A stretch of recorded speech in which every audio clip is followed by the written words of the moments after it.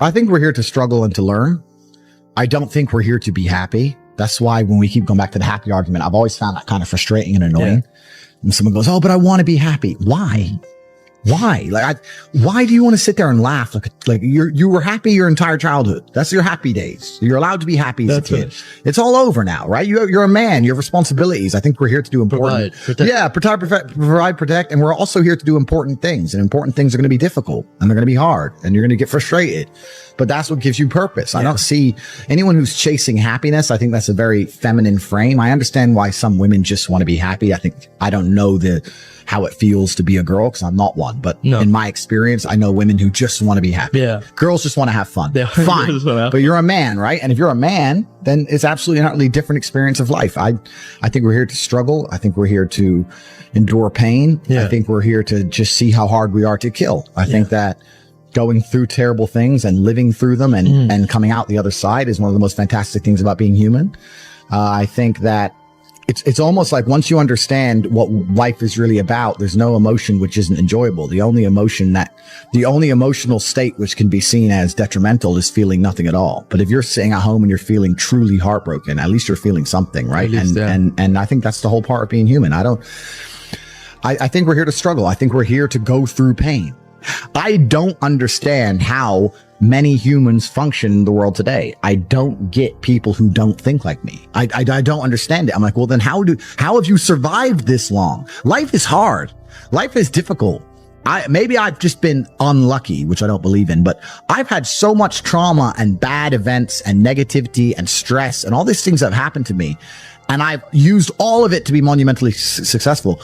If I wasn't that way inclined with the workload that God put on my shoulders, I'd just be in a ditch somewhere. Yeah. I would have killed myself by now. Like, I don't understand how people are functioning. If you're not thinking like me and you're going through life with any other mindset, you've been extremely fortunate that God smiled on you and allowed you to sit around most of the time doing jack shit. And you have yet to be punished for that. Yeah. I could never have lived that life. If I was a bit lazy or a bit, or I was a bit of a snake, or if I lied to people, I'd be dead by now. Yeah. Like, so a lot of these people are just absolutely and utterly blessed by God that they managed to go through life with such a non-competitive mindset and they still breathing. Like, I don't understand how people can think any other way. Yeah. I've spoken to dudes and like, I had a bad couple months. Why?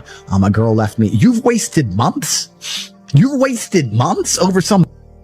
Like, you had think of how much God loves you to have given you the grace and given you the opportunity to waste months of human time over some chick.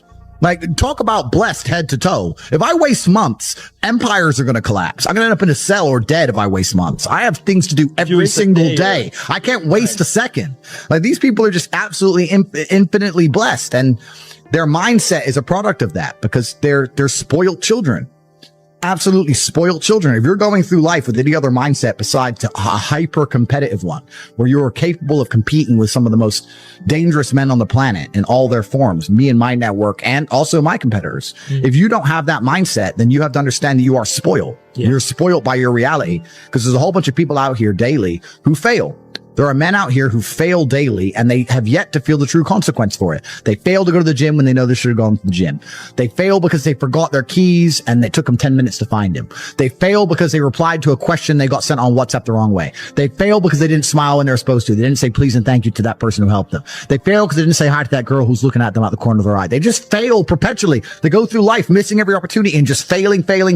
And somehow we've built a society which is so soft and God is so giving and so graceful that they still have a place to eat and somewhere to sleep, and they're still surviving. That shows how nice God is. Yeah. Because before this society, truthfully, if you were that level of failure, you would be dead. Survival of the fittest. It's survival of the fittest. And none of these men out here are fit. No. Their mindset isn't fit. Their reality isn't fit. They're failures. They're failures. Yeah. And they're just failing every single day. I'm like, oh, but you know what? Tomorrow I'll go to the gym. Yeah. You've been failing your whole life. That's all you've done is fail. And then you sit and wonder why people like me absolutely and utterly outcompete you. It is so easy to become a top tier male in the world today because the competition is so ridiculously low. There are 2% killers like me and everybody else is amateur, head to toe amateur. They can't even pay attention to anything. They can't try at anything. They're amateurs. And it's really mind blowing to me because I've tried with all of my computational power to imagine having a mindset different to mine. And I just can't see a reality worth having. I can't see a reality worth living. I can't see how you're going to build a life worth experiencing if you have any other mindset. I can't see it. Yeah. I've never met somebody with a fantastic life who did not completely and utterly believe in themselves. I've never seen somebody massively succeed and they didn't believe in themselves, ever.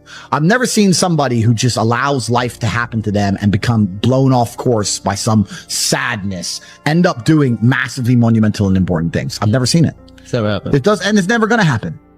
If I'm unhappy with something and I'm uncomfortable with something, I fix it. Yeah. That's endless motivation, which I don't truly believe in as a concept, but that's endless fuel for the fire. Right. If I was unhappy with something about myself, regardless of what it was, I would be able to take all of that discomfort and turn it into endless energy to get the problem fixed. Exactly. But these people seem to it's okay to be unhappy. Yeah. Well, these people seem to sit and say, I'm really unhappy with X, but then stay doing X. So I don't believe they're truly actually unhappy. What you'll notice if you live life long enough is that somebody will sit and say to you, I'm unhappy being a loser. You say, why are you a loser?